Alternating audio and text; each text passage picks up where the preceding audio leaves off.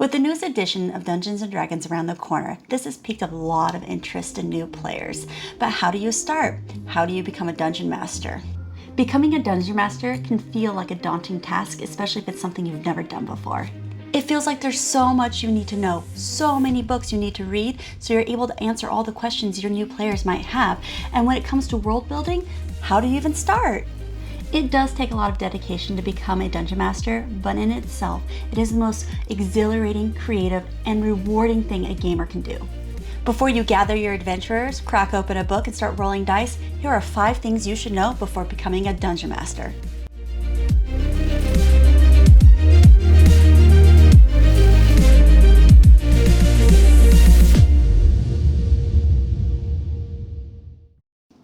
First of all, you do not need to know every single rule to become a dungeon master for D&D. That's what the books are for.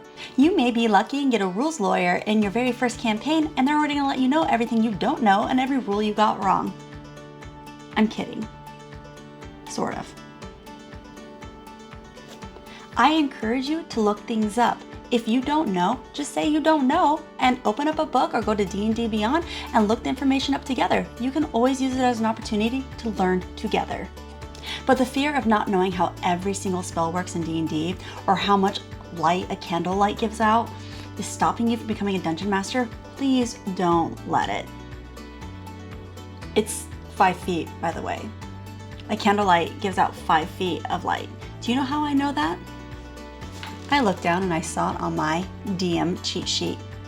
By utilizing cheat sheets, newer DMs now have so much information available to them at a glance that they can entirely focus on bigger picture things. DMing a game in itself will teach you so much. By the end of your very first D&D campaign, I guarantee you, you have broadened your D&D knowledge in ways that you couldn't even imagine. And this goes for every campaign afterwards as well. Every campaign will challenge you to know more and more, and you will become a better DM. That brings me to the second thing you should know. Planning it versus winging it. Let's start out with your overall campaign and the world in which it takes place. I know how exciting it is to create an entire realm, an entire world in which a campaign is going to take place. But how much of it is really necessary? And how much of it is going to go to waste? Now, I'm not saying don't do it, but you should know that your players will most likely not be taking a world tour or a road trip around to all the cool things that you created for your world.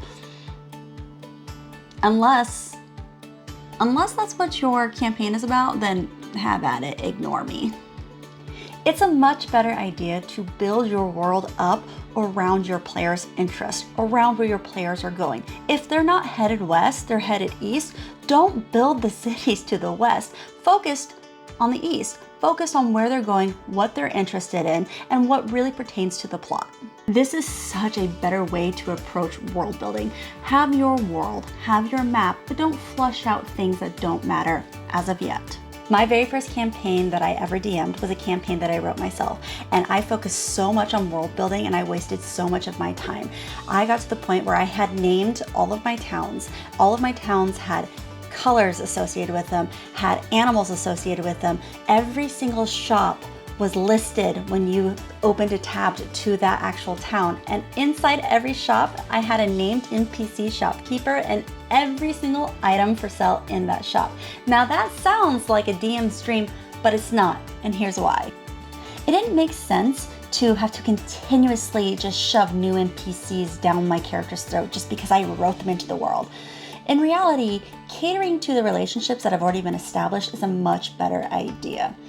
Catering to friendships and trying to create better bonds or romantic interest or better bad guys, better rivals, really aid in plot hooks later on. Work smarter, not harder. You really do not need to be pouring all of your energy into creating hundreds of NPCs for 5-minute long conversations. You really need to focus on the things that matter and that drive the plot. Speaking of pushing the plot, controlling the narrative, controlling your players' decisions, this brings me to the third thing you should know, and that is know what railroading is and why we don't want to do that. Railroading is placing your players in a pre-designed story track of which none of their choices, none of their actions, none of their decisions can alter that track in any way. It already has an ending. There's nothing they can do to change it. Essentially, invalidating a player's choice to achieve a predetermined outcome. Players need to be able to make decisions. They need to be able to make choices that have consequences. Good or bad, consequences are what make choices matter. By stripping players of their ability to make choices and have consequences, they might as well be reading a choose-your-own-story adventure book. Now, this can occur sometimes because DMs are nervous about winging it. Going with the flow, winging it, improving portions of sessions because you weren't prepared for what your players were going to do is just a part of D&D.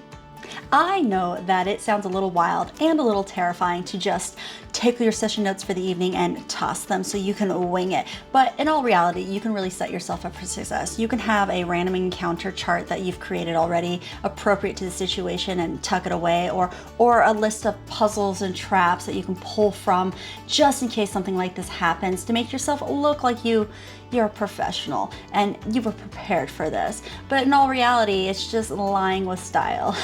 Now, I will tell you from experience as both a player and a dungeon master that sessions like these have been some of the most impactful, some of the most amazing sessions I've ever been a part of. And I still talk about these sessions years past with the people that I experienced them with. Moving on to the fourth thing that you should know. Never, ever, ever skip session 0. So you finally finalized the campaign that you're going to be running, or you finally put the last finishing touches on the campaign that you've been writing for your players. Now it's time to gather your players up, sit them down, and have a chat. This little sit down is called session 0. Session 0 is incredibly important and no one should ever skip it. This is the first time every player in the campaign is going to sit down and meet each other if they don't know each other already and discuss their characters and discuss what kind of campaign that they're going to be participating in. This will also set the tone of the campaign. Is this going to be silly and fun, or this is going to be deep and thoughtful? Is this going to be a horror-based campaign? This is when you discuss all of this and finalize all of your characters. This also ensures that not everybody in the party is going to play a goblin bard. Though that could be a very interesting campaign, yeah. Session 0 can also flush out any issues that the party may have going into the campaign. These could be issues such as the entire party is a fighting class. They're either fighters or barbarians, and nobody wanted to play a healer. So now that the DM is going to have to figure out how this party is going to survive encounters. Are the encounters not going to be as bloody?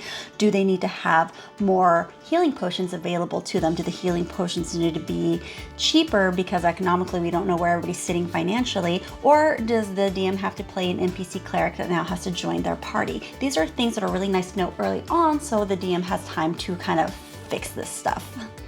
This is also when you want to talk about what group play means to you, and if the character who just turned in a backstory about being an edgelord loner who wants to do everything on his own and never wants to work with a party because it's something his character wouldn't do, maybe try to encourage him to choose something else because that might not work for a group play game. D&D is only successful when everybody comes together and works together to achieve their goals. It's really hard when people want to play these really interesting loner characters, and I'm not saying that they don't always work, but you have to have a reason why you're in this party, why you're sticking with this party. And it's really hard for the dynamic of a group, especially on a newer DM, if you're constantly challenging your party's wishes by like everybody making a decision and then you just tapering off to do whatever you want. That's really hard on new DMs. I'm not saying you shouldn't create this individualistic emo character. I'm just saying that you also need to be kind to your new DMs. That's not fun for them at all. I do believe that proper communication can fix a lot of the issues that we come across in D&D. And I think that starting good communication early on will really set you up for success. If you need a better breakdown of what a session 0 should be, what you should go over, Wizards of the Coast actually released a formal guideline in Tasha's Cauldron of Everything. And I definitely think that's something that everybody should check out. And that brings me to the very last thing that you should know. Number 5, you are going to fail. Oh, not only are you going to fail, you're most likely going to fail your first couple campaigns. And failing is not a bad thing in any way. Failing is not bad. Failing is just what accompanies trying new things. What's the saying? Fail again, fail harder, fail better. I'm not sure, but that sounded cool, so we'll keep that. But the truth is that there are so many dynamics to Dungeons and Dragons that any small thing can really derail your entire campaign, regardless if it's just problem players, selfish playing, if it's your players got so far off the plot there's no way of bringing them back, if it's just you accidentally railroaded them so they're not having fun, if it's scheduling issues. Scheduling is a huge problem for a lot of D&D campaigns. There are many ways your campaign can fail. It's how we handle failing that really matters. After the end of a campaign, if you can, it's always great to have a conversation with the party members. And with this being your very first campaign, you're most likely playing with your friends. Who better to play D&D with? But with them being your friends, ask them to openly and honestly share their opinion with you. What worked, what didn't work, what they liked, what they didn't like, what you can improve on. Taking constructive criticism and applying it to yourself as a DM will make you a great DM. And honestly, who better to get this information from? Your friends who like you and care about you, or strangers on the internet? I cannot tell you how excited I am that you are about to take your steps into becoming a Dungeon Master. It is such a wonderful experience, and I really hope that you have countless hours of adventures with your friends. My next couple videos will be a deep dive into world building and campaign development. I even have some fun videos on how to help support new players in role playing. So if this is stuff that you're interested in, please be sure to like and follow me so you don't miss out. And as always, thank you so much for watching, and I'll catch you next time.